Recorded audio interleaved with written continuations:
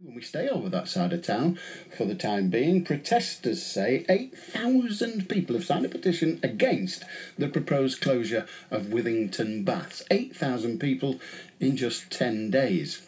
It'll be handed to the council leader today by campaigners who are angry at the proposals to close the pool, along with 3 others in Greater Manchester, well, in Manchester City to be honest, as part of plans to cut £80 million from the council budget. Well, one of those campaigners is Sian Astley. Morning to you.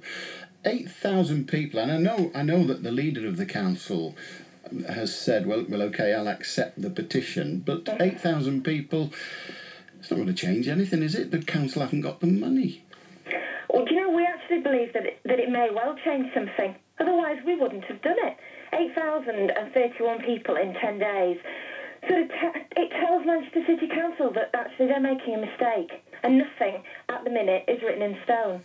But as Sir Richard Leese, the leader, would say, and I hesitate to be his spokesperson, he'd say, we haven't got the money. And if you haven't got the money, all the signatures in the world won't create the money. Well, we believe actually that the money is there and the money hasn't been decided. It isn't fixed yet where the money's going, and we accept that times are incredibly tough.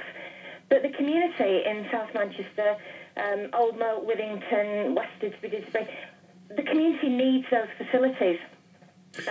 It's an historic building, I'm told, and as a result of that, it's old and run down, but you'll get new facilities in their stead. Well, we wouldn't get any new facilities for at least 2 years, and, you know, some things might be old and decrepit. It comes to us all, but it doesn't mean they're not loved, well used, and still incredibly valuable within the community. And that building has given us 100 years and has still got many more to go. OK, you've got 8,000 plus people, but what they're actually saying, those 8,000 plus people in this economic climate, is don't damage us, damage somebody else. No, we're not saying that. It's not a tit for tat.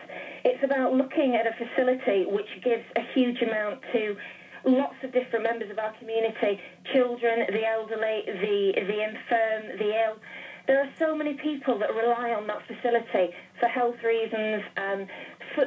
It's a social community hub. It's more than just a swimming bath, and the community are devastated to see it go. The fact that it might go, we can't let it. It would devastate the community and the Old Moat and Withington area if it were to be closed. And there are alternatives.